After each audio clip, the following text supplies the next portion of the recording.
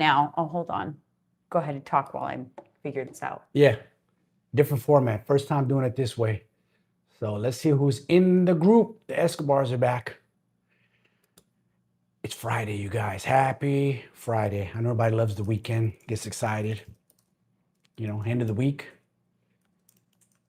Trying to think what we're going to talk about. Midlife stuff. The usual. How everybody's stuck, eating too little, not losing weight, the mistakes that we see.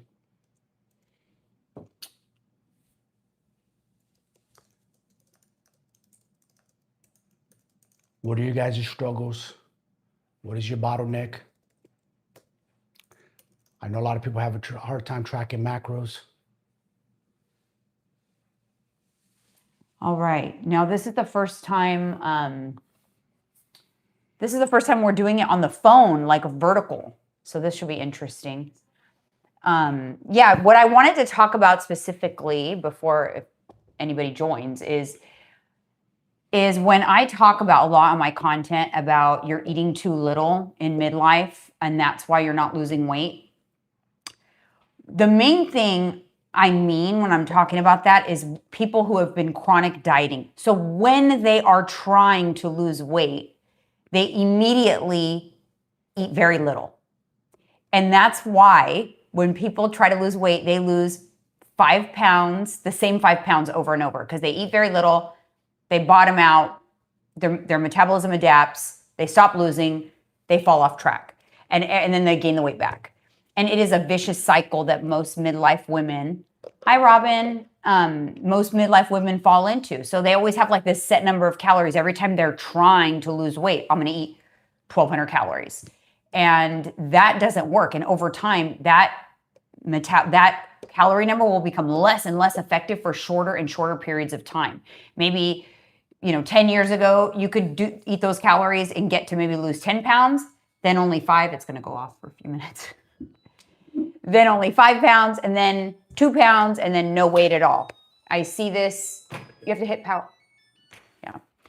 I see this happen all the time. And that's why so many people can't ever get out of that 5-pound loop because they're not understanding what's happening with their metabolism. And so they are chronic dieting, basically chronic low calories. But happy Friday to everyone who's joining. What do you think that came about, babe? 1,200 calories. That's like the magic number for women. Where did that number come from? I want to know it. Has anybody heard why 1,200? Not 1,300, not 1,400, but 1,200 calories. Yeah, I don't know. You did it too, I believe. I did do it. Where did 1,200 come from? Who came up with that number? I don't know. It's kind of like it's an estimate, I think, because it's a deficit for most, it's a deficit for everybody. It is a deficit. And the reason why that number probably stuck is most people who eat 1,200 calories are going to lose significant amount of weight and fast. The problem is if you have a lot of weight to lose, that's not going to work because your body's going to adapt so quickly that your metabolism is going to slow down and then the low calories won't work. You'll also lose too rapidly anyway, and then you're going to lose muscle. And it's very freaking hard, so you're not going to be able to stick to it. No. Robin's funny. She's probably some geek at the Department of Health. Yeah, I know, right? Probably. And you notice, Robin, those people at the Department of Health are health advisors or gurus. You look at them, it's like, wait a minute. You look like you don't even go to the gym. You look like you don't even eat healthy. So how are you giving us advice? I forgot the last person. Jacqueline. I got my 1,200 calorie diet from Women's Day magazine on the back. It was like in a little square on the back. 1,200 calories. That's how I knew. As a magazine when I was so that was 1999. Yeah. 1999, 27 years ago. Dad 3910 said, I think from a book in 1918. Are you serious? It goes that far back? And also, how did we come up with 2,000 calories? You know how the standard honey pepper is what a good way to lose weight? 1,200 calories? No. Hell no. No. It's terrible. I don't have and now let me just say this though. Let me preface it by saying, is there somebody that might qualify, might get to in their fat loss journey 1,200 calories? Yes. I don't know what it is about my client base, but I have many clients that are under 4'11", like 4'10". So yeah, for them, fun size. They'll get to a point in their journey where 1,200 calories is a feasible deficit for them because they're petite. Yeah. So it's subjective. That's why what makes no sense to me is that people can just throw out these calorie numbers. Oh, 1,500 calories, 16. There's so many things that go into play when you are determining what a proper deficit is for them. That's why for me and my clients and what I do in my coaching program, I don't put anybody into a deficit right away. I need to see what their metabolism is doing, what they are doing, like how do they currently eat. I need to see, like, were they a chronic undereater or chronic dieter? Or were they a chronic overeater? Guess who's going to be more successful in the weight loss journey? Someone who's been chronically overeating. And I'll tell you this, most of my people that have the most weight to lose eat the least.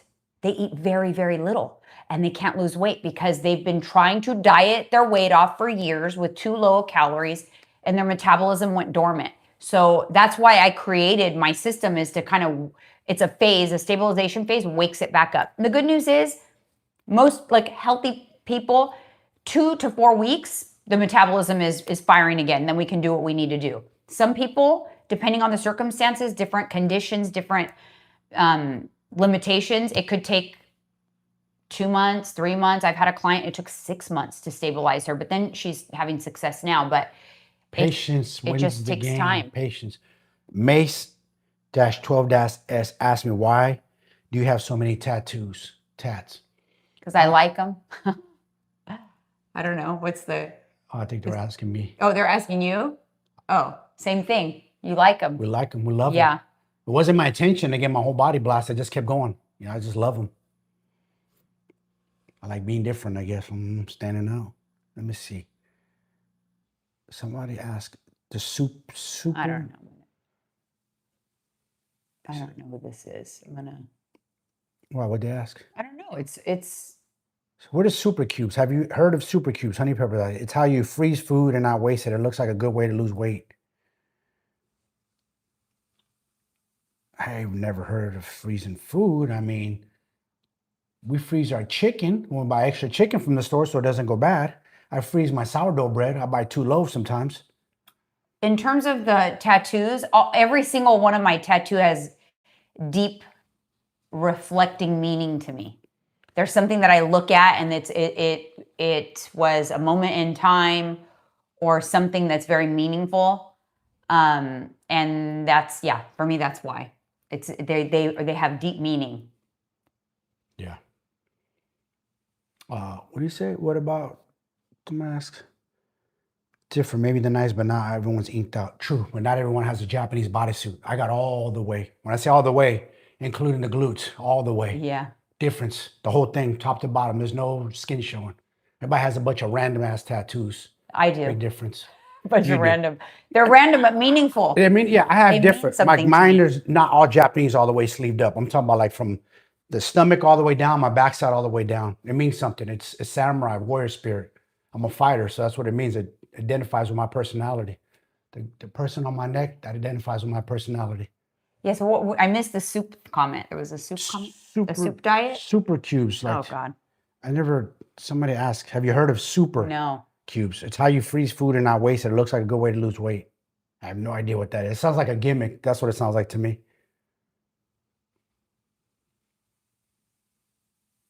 And gangbangers, bro. I grew up in gangbanging culture. And I wasn't one, but all my friends who were gangbangers had tattoos. And all my friends who were coming out of prison, yes, had tattoos. And yes, there were tattoos in the 90s. Lots of them. But back then, it was a little different, for sure, than today. It's more accepted now. That's why.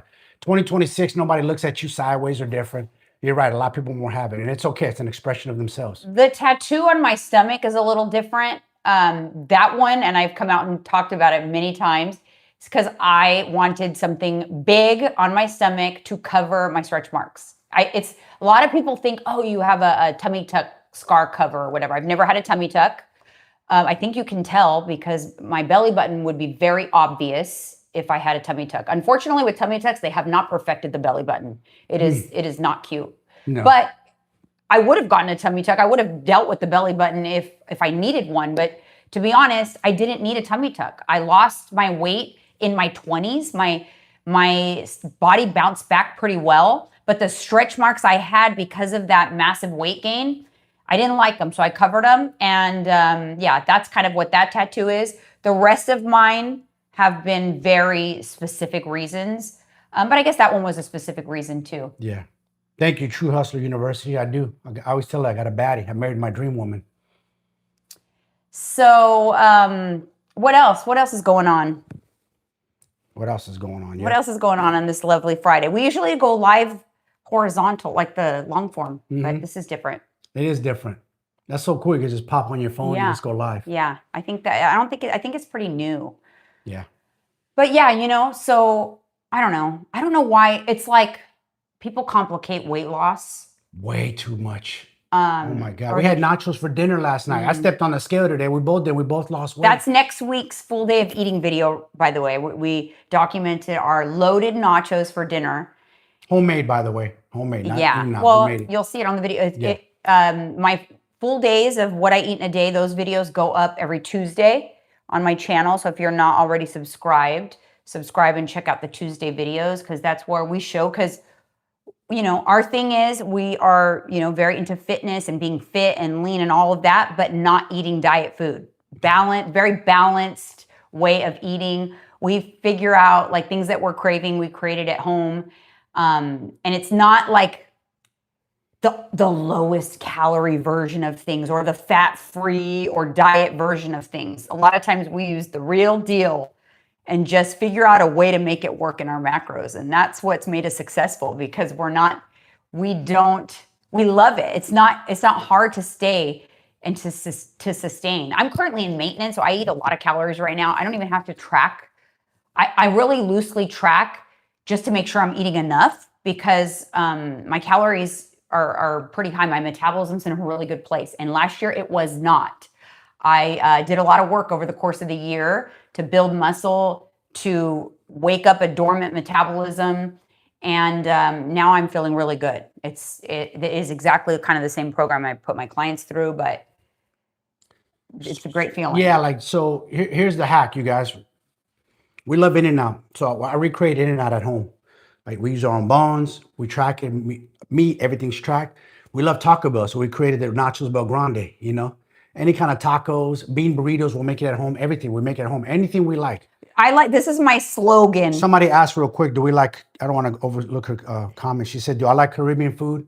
Her favorite's Mediterranean, mine is Mexican, but we love all foods. Caribbean food is a yes. You know what the first thing we tell our clients when they come in, they say, like, what can I eat? What do you like to eat? Yeah. And a lot of times it's their food of their origins, right? Like their ethnicity. They like that type of food. I'm like, hey, well, then you need to be able to eat that type of food, because this is not a restrictive program. We figure out a way what's going to work for you in your life. You don't have to overhaul or eat differently from your family or anything like that. Like, there is no quicker way to fall off track than having to eat special foods away from your family. It's not going to work. You're not going to be able to stick to it. And here's another thing we do. A lot of foods, you can literally make almost every meal you want out of an air fryer. So we get foods that are already pre-made like chicken nuggets, chicken balls, just everything that's pre-made. We buy the Chipotle chicken from Costco. All you got to do is measure it out. You just scale, measure it out, how much you're going to eat. She eats 3 ounces. I eat 6. I'm bigger. I have a bigger frame, so I have more calories. So we eat exactly the same, except my portions are bigger. That's all it is. And a lot of stuff is just made in the air fryer. Real easy, real quick. Microwave air fryer. Stovetop, you need to like grill your meats of eggs and other things, but you really could eat a lot of stuff out of the air fryer. Make it easy. You can go do it. You can go do something real quick while your food is getting made. 10 minutes, 15 minutes, and done. It's simple. How to wake up your metabolism after menopause. My elite phases system. So I'll give you an example of what I do with my clients. So if I have a menopausal client, hasn't been able to lose weight, is gaining weight and perceivably eating the same, the first thing I do is just have them start tracking everything they're currently eating. I need to see like where they're at, and based on what they track, how their body responds to that. So that is and over the course of, a couple of weeks, 2 to 4 weeks, I kind of figure out like, okay, based on what you're tracking, this is how your body responded. This is where your maintenance is. So we strategically we get you up to maintenance if you're not currently at maintenance. So if you're eating, maybe we figured out, you're only eating 1,400 calories and that's how much you're eating, your body is kind of staying the same. We'll kind of wake that up slowly by strategically adding in calories slowly over time. So like maybe 100 calories a week. We kind of see how your body responds to that. Typically what happens is at first you're not hungry, then you start getting hungry and you can eat those calories. Then we add again. Then we keep doing that until you're at a good place, like say, maybe 1,800 calories or more, and stable and hungry again. And that I wouldn't cut you until we get to that place. And then we can start kind of cutting calories. But simultaneously to that, we are adding in protein, determining what your protein floor is, the minimum amount of protein you need. We are changing the way you work out, because chances are you are doing fitness classes, Pilates, Orange Theory, things like that, running, only walking. We change that to like a step goal and a strength training program, maybe like 3 days a week, strength training, progressive overload. And those are all the things that we I call them like levers. We pull on different levers, determine how many steps you need to walk, determine how many calories you should be eating, what your protein floor is, and we play with those levers to get your body to respond. The cool thing is, once you kind of go through stabilization and we figure out where your metabolism currently is, and we add calories for a couple of weeks after that, it wakes up pretty quickly. Just like the metabolism adapted kind of quickly to go down, it's not broken, it's just adapted. We can adapt it to go up. And so that's what I do. And the reason why a lot of midlife women struggle is because they've been dieting for decades. So their metabolism is adapted to very low calories. So every time they try to eat a little bit more, they gain weight. So through my program, I watch that closely, because we stabilize, but we don't gain weight while stabilizing. We keep your body fat in check. I track that with photos and a waist measurement. And then it's very effective. It's very cool. And it doesn't usually take as long as you'd think. Sometimes, 2 to 4 weeks. 2 to 4 weeks to stabilize for most people, unless they have an extreme case. Unless you're coming in off of a lot of weight loss off of GLP-1. So if you've been taking a GLP-1 for a while, it can take a little more time to wake your metabolism back up, because it's dormant. It's bottomed out because you ate low calories for probably a significant period of time consecutively. So yeah, it's my spiel. Just human. Pre-made foods are full of preservatives and chemicals. I wouldn't be worried about that. I worry about how do you look with your shirt off, bro. Yeah. Are you peeled, sliced, and diced? Or you got a big ass dad bod belly? Like, what, you know what I'm saying? Yeah. Like, are you going to fast food every day? Are you drinking alcohol? Because that's worse. It's chemicals. just funny because people are only worried about the chemicals if somebody's on a journey. If someone's on a fat loss journey or they look good and they're talking about, hey, I eat this balance, then people come out the chemical police. Yeah. The chemical police doesn't come out when I'm eating In-N-Out Burger, McDonald's. Yeah. They don't come out though. They don't come out. If I was average weight, a little overweight and eating chips or whatever, nobody comments. Oh, he's drinking on a Slurpee. No one cares. Nope. But if you're fit and you're coming out telling people, look, you can be fit, you can look good, you can eat things you love, then the chemical police comes out. It's so interesting how that is. Drink a Diet Coke and like, oh my God, you're drinking poison. Yeah. But slam some shots of tequila, And no get one loaded, questions it. and you're hungover the fuck. Your head, you're killing yourself with alcohol. No one has a questions problem with my margaritas on Friday nights, but a Diet Coke with dinner and the chemical police comes out. What I also say is be very careful of who you get advice from, because if you're getting advice about what you eat and how you work out and they don't look the way you want to look, Exactly. don't take their advice. Yeah. Sorry, but I'm not going to go ask the homeless man at 7-Eleven how to become a millionaire. Right. I'm not going to ask the overweight dude, yo, bro, what do I got to do to look like you? Yeah. Or do I got to talk to a guy like me to look like me at 51 years old, pull my shirt up, 10% body fat? Just saying, physique does the talking, big dog, and education too. Well, it's not easy. Weight loss to look good is not easy. Nothing worth having is easy. Referring to Honey Pepper. But it's not complicated, as not as complicated as you think. It's simple, but not easy. Yeah, it is. She asked about, she should go on Monjaro too. She has I don't know, some company, some health on. Like, we got somebody better than them if you're really interested. Yeah. Really good, really good, reputable. We did a podcast on them. I'm going to do more information on them, but cost effective because they're not gouging, but they're a licensed medical company, not a sales company. There's no influencers. You don't have a discount code. It's none of that. Be cautious of that. Nope. out there. There's a lot of Yeah, bad we do. stuff out We'll there. gas them, Honey Pepper, for sure. What's your name? I'm calling her Honey Pepper. I wonder what her name is. But sometimes they have that because they don't want to have their name on the internet. Match, we need to get fit. You're right, bro. We need to get looking like you, homeboy. I'm sure you got it all figured out, bro. 51 and 50. We're old. We shouldn't look like this. Remember, society, I should have a fat stomach, busted. She should be overweight. You know, when people say that's like, the way it should be. Oh, you look good for 50. You know what I'm trying to change? I'm trying to change the fact that no, 50-year-olds should look like this. Yeah. It's like where standards changed. I shouldn't be like an anomaly. That should be the norm. Like, okay, yeah, you look 50 because 50-year-olds should look good. Like, I don't know why we think like, oh, at 50, our standards drop. You should be in a wheelchair or like on a walker. I'm going to tell you guys something. So I'm talking to my best friend. He's went on vacation recently to Japan and Thailand. He goes, you know what I realized, Mike? Americans are just so fucking fat and overweight. Everybody in America, everybody in Japan was lean and healthy. Everybody in Thailand was lean. He goes, you know the people who were overweight in Thailand were?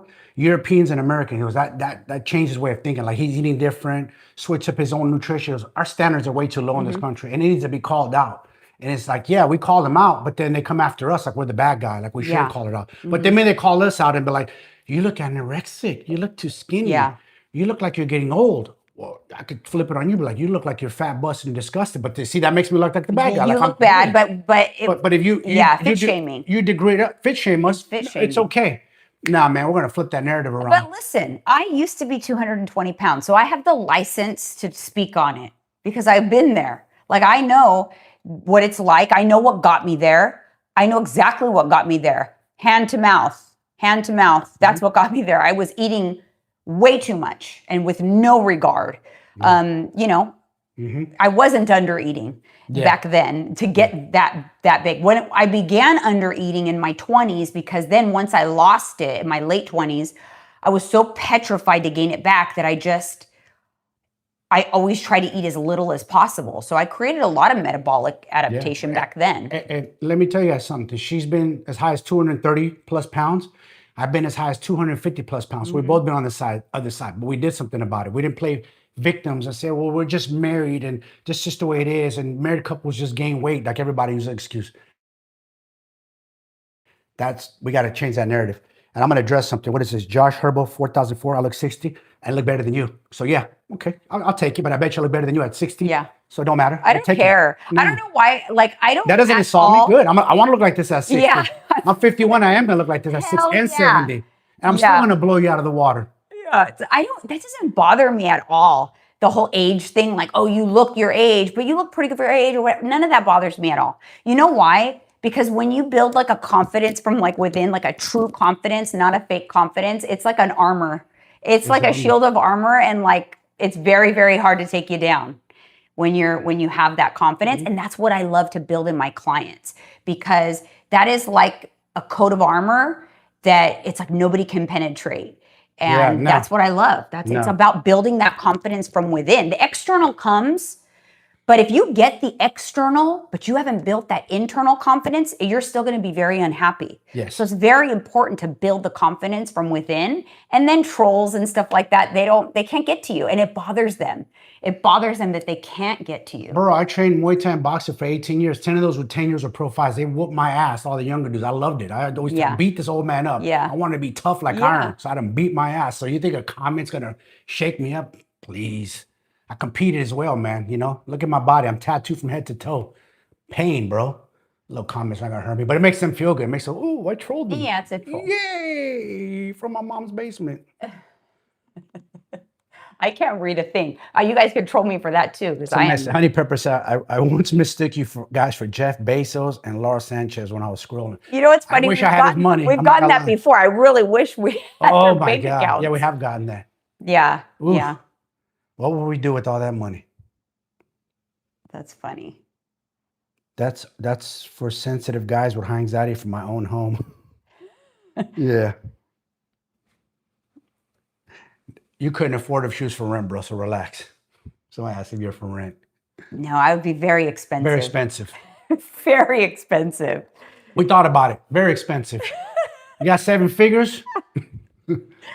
Oh, I'm dead. Trust me, we have fun with this. Yeah, like we Yeah, she has had plastic surgery, by the way. Fake boobs. yeah. You called it out, bro. There you go. Yeah. How does that make you feel that you're still typing from your mom's basement? Oh, let me guess. You're ignored by a woman, so you're mad at a I'm gonna woman. remove this dummy. Yeah. Stupid. It's just a loser. And the way because you're reacting, that's why they keep going. Yeah, I know. It's funny. I like poking them back. I never They get mad. interact with trolls. Yeah. I wish I could read the comments. That's a discount. Yeah, they rage bait, bro. It's funny. We just have fun with it, though. You gotta have fun with it. He loves to have fun with it. I just don't. I just ignore it because I don't have time. Because I'm gonna keep it real with you. When they come on my page on my Instagram and they try to talk smack, or some try to get bold, like, bro, listen, you ain't gonna talk like that in real life. You come face to face with me. I already know it. I come from a different background, man. I come from a different era. I was born in '75. I grew up with the streets, man. I've been to prison. You know what I'm saying? Like, you ain't gonna act that way. No, we already know what it is. Yeah, to be honest, that's so funny, King David. It's better. You know how like people are afraid to like share their age or they're like discreet about it? Like I'd rather say I'm older so that they think like I look really good for my age. Like, hey, I'm 60. I'm gonna say I'm 60. How's it going? Like, dang, you look so good. We're gonna tell people we're 60. Yeah. I'm 70, bro. My goal is I don't have any issue with my age. I've never wanted to like, oh, I want people to think I'm younger. Not at all. I have zero desire for that.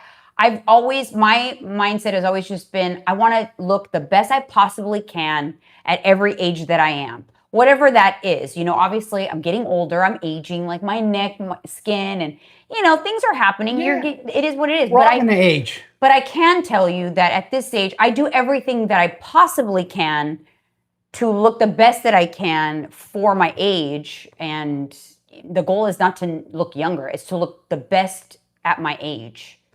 At every age that I am. I don't care about looking younger. I love being my age. I love being 50. Yeah. Why you act like you don't? I'm not. I got a lot of friends that have been there. I'm not the only one. Plenty of my boys been there.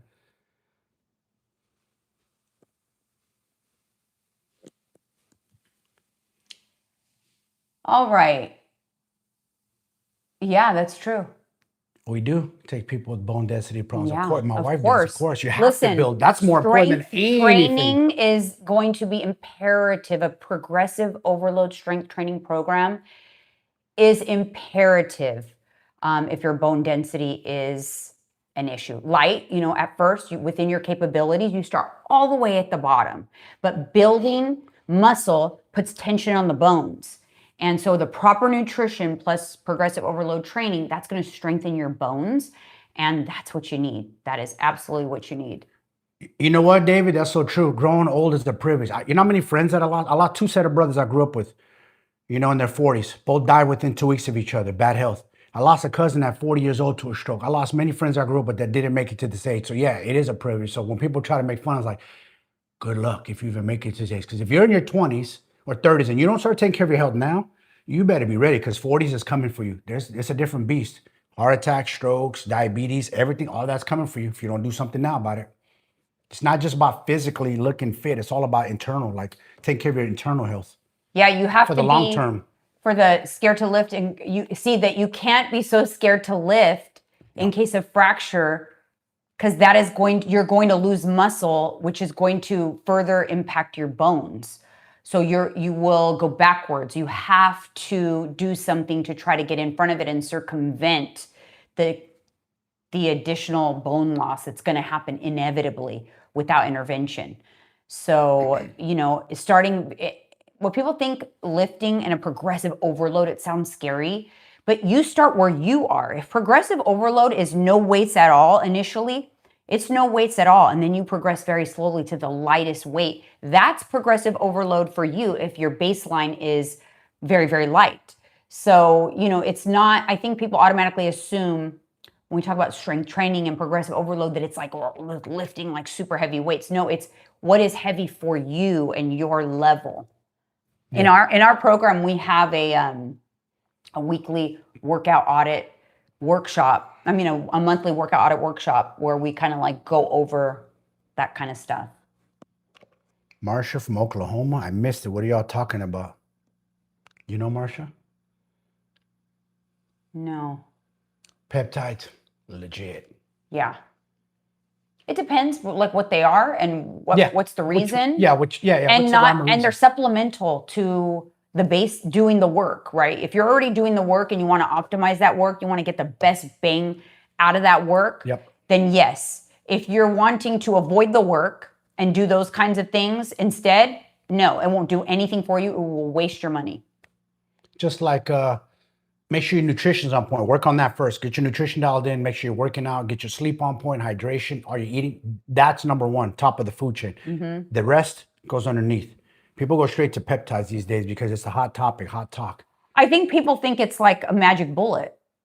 It's Yeah, not. it's not a magic bullet. It's not magic. The magic bullet is your nutrition, your workouts, like your habits and like your fit lifestyle. And then it's optimizing your hormones. That's the next level. If you're in midlife, you need hormone optimization. That's going to be more effective than peptides first. So optimize hormones. And then, and only then would I then, explore further. I like what Matthew Tollevere, you Making guys burritos.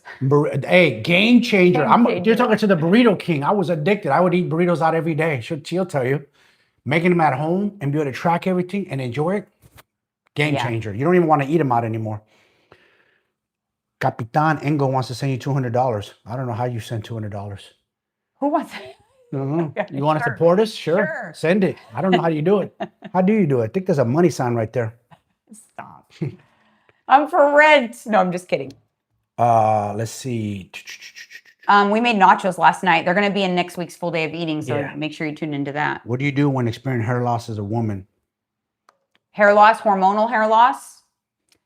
Topical minoxidil is good. I take a hair pill. I have androgenetic alopecia. My mom had it. I have it. Unfortunately, I think my daughter has it too. So very, very thin hair. So I have to do a lot just to keep what I have. And but there is peptides for hair loss. Your son did it too. GHKCU, which I take a GHKCU peptide, and then I take something called a hair pill, which is like minoxidil, something else. Yes, David. Both of us. Testosterone replacement therapy. Absolutely, I do it all. Believe me, if I could go back to my 20s, bro, when I was benching 405 and repping 315 and take that testosterone natural into this old man body, I would. Man, but unfortunately, Father Time is undefeated. I only recommend it if you need it, but you got to go get checked by a doctor first. Get your hormones. Yeah. Don't just jump on stuff. First, get a blood panel done. See what your body's doing, hands down, before you do anything. Do your own research. Don't listen to nobody. Yeah. Go to somebody who's a professional, know what they're doing. Yeah. Be careful. Don't just start throwing shit in your body. You can't just go and start taking stuff that you don't know if it's appropriate for you and your health history, your current blood work. You got to be careful with what you're putting into your body because there's a lot of weird shit out there. Fox Mulder, NTAQ, my squadron eye, the 24th STS are watching you live. Wow. What does that mean? Is that military? I'm curious. What bunker? Is that? Yeah, what is that? That's funny because that's my old neighborhood in the city, 24th and Mission. GHKCU. Yeah, it's a copper peptide. It's for collagen, but there's also some benefits for hair, but it's really for collagen. It helps your skin cells actually act more youthful. Yeah. Yep. Over time. And I've been taking that one for a while. I definitely feel like it's made a difference. It's difficult with things like that to really say, yes, it's been amazing because it's a long game. But had I not been taking it, would I probably have more issues with my skin or look older? Probably. It's difficult to say with stuff like that. But I'll continue taking it. HRT is a marriage saver too, by the way. Us we get older. A lot of men are afraid to talk about their libido, but a lot of times their libido in the tank. So TRT is. What if you can't take HRT natural? What would you recommend naturally? What if you can't take HRT? What would you recommend? I would recommend making sure, like, how are your habits? Like, what are the issues that not having your hormones balanced, what are they causing for you? Are you having poor sleep? Then we kind of tackle sleep with a sleep routine, maybe some supplementation like magnesium. So hormones in and of itself, like they cause side effects that then you have to manage. If you can't deal with the root cause, then you have to manage your side effects. So you have to figure out like what it is that having hormones that are not optimized are causing for you. Are they causing you issues with sleep? Usually it's sleep, and then that trickles to everything else. So we kind of like tackle sleep. King David, no GLP-1. No, these are from Warby Parker. Fabulous Fit 2233. New to your channel, fell in love with your Costco Target haul, and love that you both eat real food and make it yummy and fun. You rock. Thank you. That's how I gotta be. We have another grocery haul coming next Tuesday. You gotta understand something. The only way to sustain this forever, because I think people still stuck in that diet mentality, like I gotta lose weight by X amount of time. So like, let's just say you get to your goal weight in 6 months. Cool, you're there. Now what? What's the plan? What's the exit strategy? What's the exit strategy? What do you do? You got there. You're on your high. Now you got there. Now what do you do? How do you stay there? Yeah. How do you sustain it? That's the hardest part right there. People think weight loss is the harder part. No, it's actually holding on to weight loss. It's actually sustaining it, maintaining it. That's the hardest part, because people go back to their old habits and they start treating themselves. And I'm going to celebrate. I'm going to drink alcohol. I'm going to go on a bender. And all of a sudden they fall apart, fall back into old habits. Now they start going backwards. All it takes is one bad weekend and you go in the other direction. Very true. Yeah.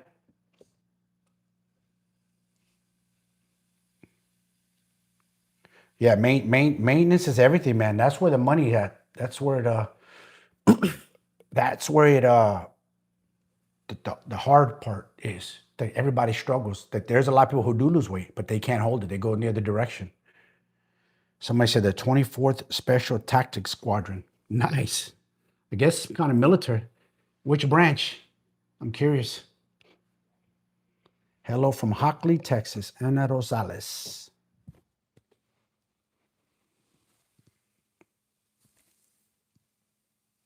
Any questions? Yeah, you guys got any questions? Like, what are you guys stuck on? Like, what are your struggles? Have you started this journey? Are you still waiting by the sidelines? Because we heard too many times, 2026 is going to be my year. And here we are. We're about to be in June, 3 weeks from now. It's like people are still waiting. They're waiting for something. It goes so fast. Like that. Look at that. Half a year is about to be gone. It goes quick. Crazy. It's scary.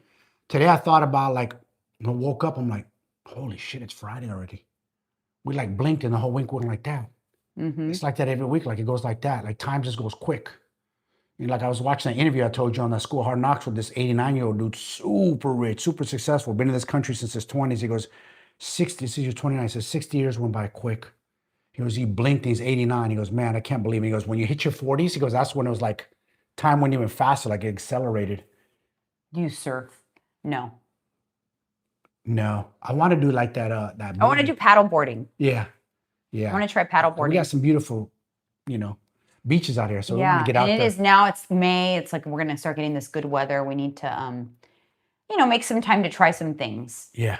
For sure. Yeah, exactly. I was watching The Valley last night, and they took the Pacific Surfliner from LA to San Diego. That's the surfliner that we have right here. We could take it. Oh, we got to do that. Yeah. What are we doing? We're lagging. Yeah, we got to get on the train. There's a train right by here, Come on. It's a coast ride. Nadia got to come with us. Yeah, Nadia, you got to come with us. Come ride the Nadia, coast. have you rode the train? I know. Have you rode the Pacific Surfliner? We want to take our bikes on there. We can take our bikes on there. I know. That's what I'm saying. I want to go cruise down there. Yeah, and go somewhere else and cruise. Like, yo, Alyssa, we're going to come visit you. We're going to pull off the Surfliner with our bikes. Yeah. Yeah, that'd be fun. Question. I have a video on skincare, but it's not current. I need to do a current video on skincare and show you my current routine. And hair loss, I take for hair loss GHKCU and which is a peptide. And then I also do a minoxidil, kind of like, it's a compounded pill that has minoxidil and a couple other things in it. If I didn't do those things, like my part on my head would be worse than this. It would be like, there's been times when I wasn't doing things that I needed to do for it, that it was like literally like a finger width all the way back. So when I'm on top of what I need to do, it closes up tighter. So I do the best because I definitely have very, very thin hair. And you know, it gets thin as you get older hormonally. When you balance your hormones, that helps also. But there's some scalp health is very important. I think a lot of times people think they have thinning hair, but really they just have a dirty, clogged scalp, and where your follicles are clogged so the hairs aren't coming through. So like a scalp scrub, scalp treatment, those kind of things can help to make sure that your scalp is nice and clean so that your follicles aren't clogged. A DHT blocker, because that hormone blocks the hair follicles from hair being able to come out. So it's not that you have like dead follicles. That's different. That's baldness. You have follicles with weak hair that can't like come out. So there's definitely things you could do. Nadia has not been on the train. Wow. We need to explore the train. All these years, girl, out here, and you never been on the train. It's time to explore. Time to Maybe you could take the train to our house and we'll pick you up in San Juan instead of having to drive that far away. I bet you there's a train station over there by now. Right. Just leave your car at the train station, hop on, pick you up at San Juan. That's true. Because it's close. The station here is pretty close. Yeah, it's not far. Like 15 minutes. No, it's not. To what? To San Juan, to the Yes, train. it is. On our bikes, it's not even that long. It's 15 minutes, babe. You underestimate. You got to go down Cow Camp, Antonio, and then you got to take that other street. 10 minutes. Okay, 10 minutes. If we catch all the lights, 10 minutes. We're going to have to test you on that. I want to go to that vintage store. How do you like that one, Robin? I'm not a huge, and I'm a peanut butter guy. I wasn't a huge fan of that one. I like the original that one. Not so much, no. No. Oh, goodness. All right. Well, I think we're going to call it because I got to go get my nails done today. She wants to, somebody chick fab wants to know if you're wearing extensions. Yes. 1000%. All mine, bought and paid for. Yeah. Yeah. San Diego's dope. Her daughter lives down there. It's only about an hour from us. It's a beautiful ride too. Just even taking the 5, man, on the freeway. You see all the ocean. It's magical. Yeah. Yeah. It's beautiful. I saw it yesterday. The surf liner goes coastal. So it's such a pretty, it's a pretty ride. I know we need to do more of those, Honey Pepper, the funny shorts. Yeah. We haven't done it in a while. We have to do them. We'll probably be going, I don't know if you follow her on Instagram. We'll probably go on Instagram live here. Maybe later today, depending on how you feel. Depends. Because you have so many new eyes over there. It depends. Yeah. All right, you guys. Well, thanks for tuning in, and we'll see you next time. How do I shut it off? Oh, here we go.